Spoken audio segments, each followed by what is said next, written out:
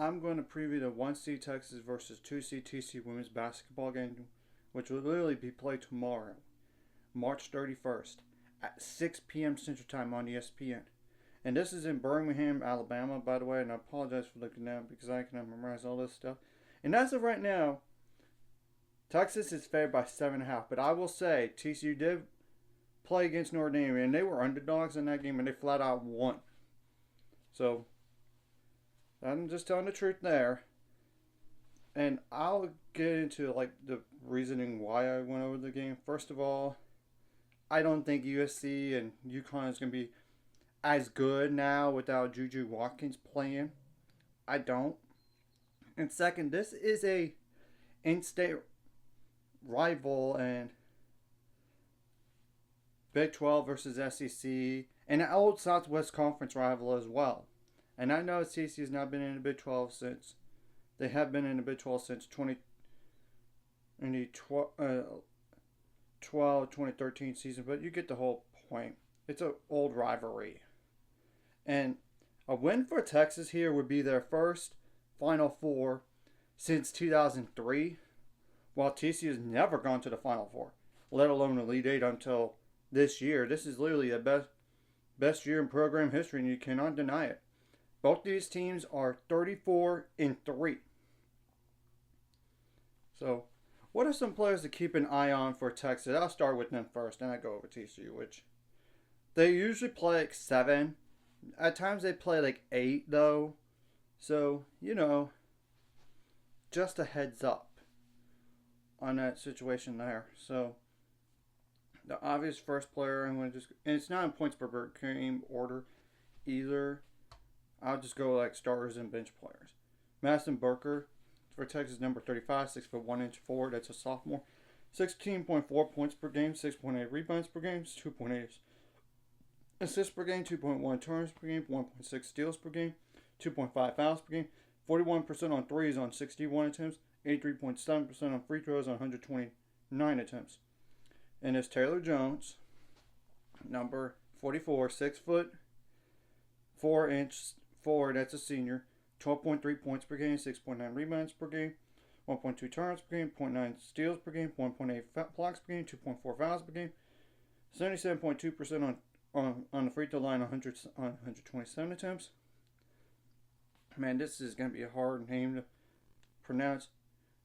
Najankalenga Metwantanda, Ndjakalenga. That's the first name. Mwenentanda. Number 32, 6'2" guard. That's a junior.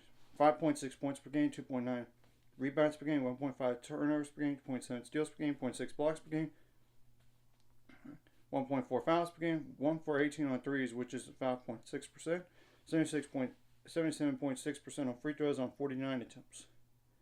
There's Rory Harmon, and she's coming off of an injury, as we all know. Number 3, from a year ago. Number 3 is 5'6" guard. That's a senior. 9.2 points per game. 3.4 rebounds per game, 6 assists per game, 2 turnovers per game, 2.2 steals per game, 1 foul per game, 27% on threes on 37 attempts, 74.4% on free throws on 86 attempts. And there's Shay Hawley, or Hall, Howlle, number 10, 6 foot guard. That's a senior. 6.5 points per game, 2.2 rebounds per game, 1.1 turnovers per game, 1 steal per game, 0.6 blocks per game, 1.8 fouls per game, 75% on threes on free throws on 44 attempts, 27.1% on threes on 118 attempts. And there's Kyla Odaacre, Oldacre.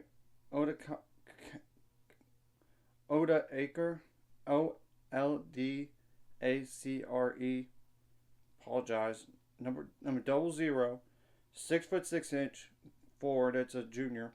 9 points per game, 6 rebounds per game, 1.1 turnovers per game, 0.9 steals per game, 0.9 blocks per game, 2.4 fouls per game, 68.8% on free throws on 160 attempts.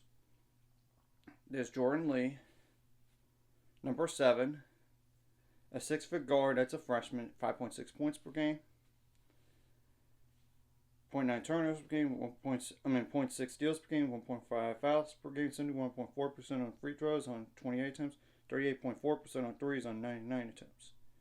And there's Brianna Preston, number 1, 5'9" guard, that's a freshman, 4.6 points per game. 1 turnover per game, 0.9 steals per game, 1.3 fouls per game, 21.4% on threes on 14 attempts, 74.6% on free throws on 59 attempts. And I'm going to just double check if I really need to go over any more. I'll just go to the game before for Texas to see who else besides those 8.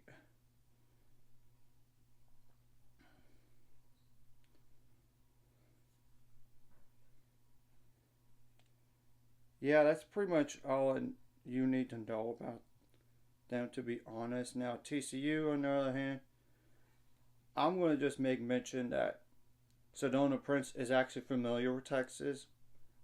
If you don't recall, she actually started her career at Texas but never played due to injury. That's before she went to Oregon. Then after Oregon, she went to TCU. And of course, Haley Van Lith is actually familiar with Texas too, believe it or not, because she actually played them in the round of 32 a few years ago when Louisville beat Texas in Austin. So I'm just saying they're not going to be deterred by them. And granted, I know TCU plays mostly stars, but I'm just going to go over more than just stars, like not just the 2 players off the bench, but the other 2 players that hardly play. That could play, but who knows type of deal. So Sedona Prince is number 13, 6'7" center. That's a senior. 17.6 points per game, 9.4 rebounds per game, 1.9 turnovers per game. 1.9 turnovers per game, 2.5 assists per game, 0.9 steals per game, 3.1 blocks per game, 2.3 fouls per game, 1 for 5 on threes, 72.5% on free throws on 149 attempts. And there's obviously Haley Van Lith, number 10, a 5'6", 9" guard. That's a senior, 17.9 points per game, 1.5 rebounds per game, 5.5 assists per game, 2.9 turnovers per game, 1.2 steals per game, 0.6 blocks per game, 1.9 fouls per game, 33.9% on threes on 192 attempts, 82.1% on free throws on 168 attempts. There's Madison Connor. Obviously, that's another double-digit score for them.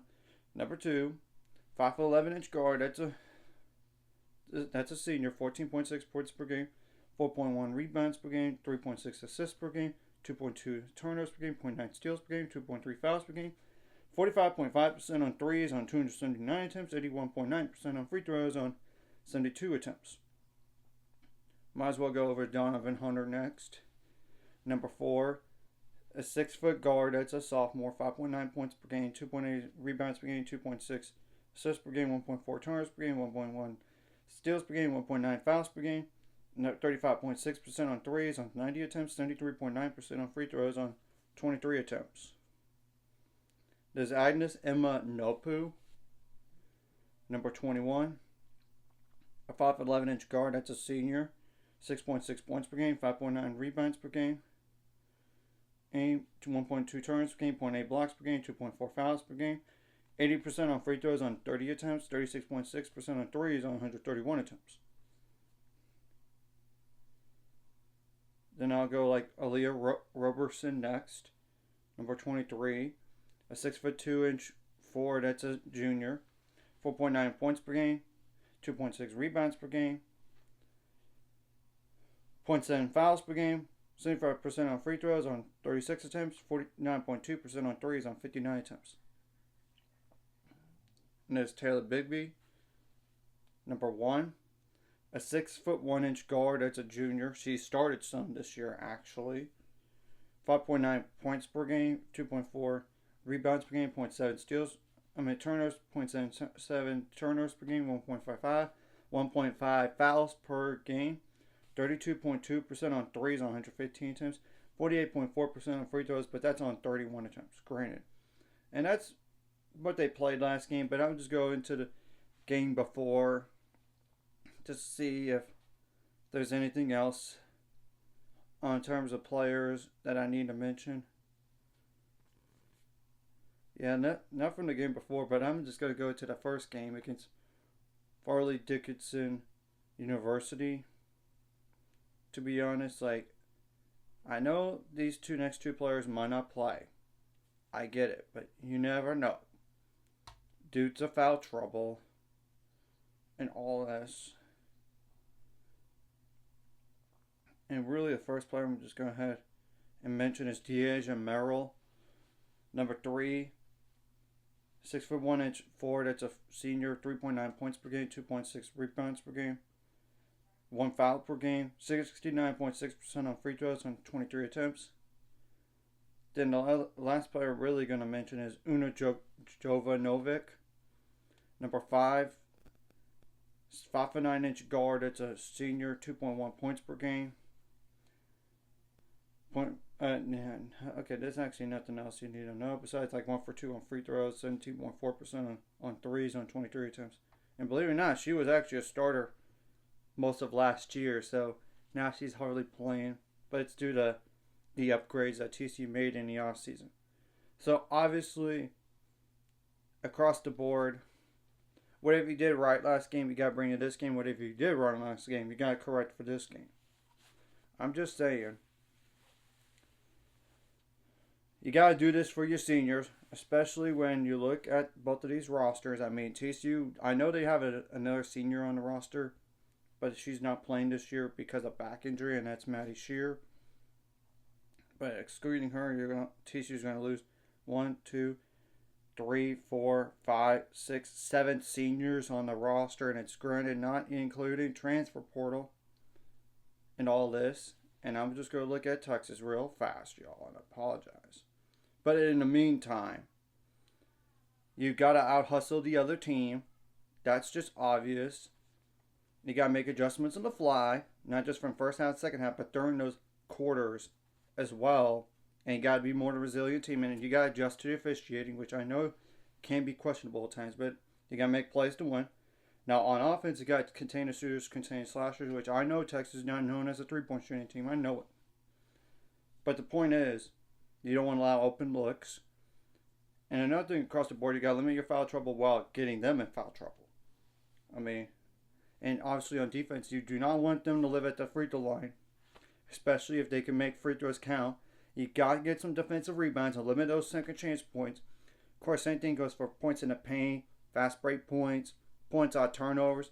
You got to create some havoc on defense, whether it's like a block shot or forcing some steals. And obviously on offense, sometimes your best defense comes from your offense. And get some points on turnovers. Of course, points in the paint. Of course, 3-point shooting for those shooters out there. You got to make your free throws count. Get some fast break points, second chance points, because it does make a difference in the game. And across the board, too, you got to be good in late game situations. And don't let the moment get too big for you. Which, look, TCU is very experienced, and I know the same thing goes for Texas, technically. And all this.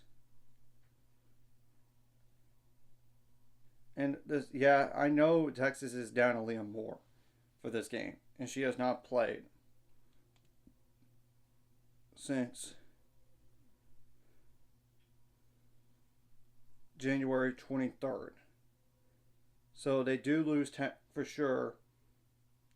Rory Harmon, Shay Hall, Taylor Jones, of course, Leah Moore, and Lelia Felia. I believe she's getting a medical red shirt this year. I believe so. So, you got to lay it all out there and look, TCU is going to have nothing to lose here. Because if nothing else, they finish with the best season in program history. But I expect them to take they're going to take a big step back next year when you look at the amount of series, like I said, and all this. But you get the whole point, and obviously you gotta have your bench step up too at times. And I know TCU doesn't rely on the bench a lot, but still, you got to do your roles. And your best players definitely need to show up in this type of game here and make plays. That's what TCU did against Notre Dame down the stretch. Haley Van Lute took over, and you cannot allow open shots, period, for both of these teams. Because if you do, they might make you pay. So anyways, if you like this content, hit the like, subscribe button. See you guys later on the road to 800 subscribers. Of course, ultimate goal is 1,000 or more. So my month is, of course, like a video, comment video, really helps YouTube algorithm. Some more people see it. Sharing the video does help as well. Some more people could watch. And if you're watching and not subscribe, hit subscribe button, hit the notification bell as well.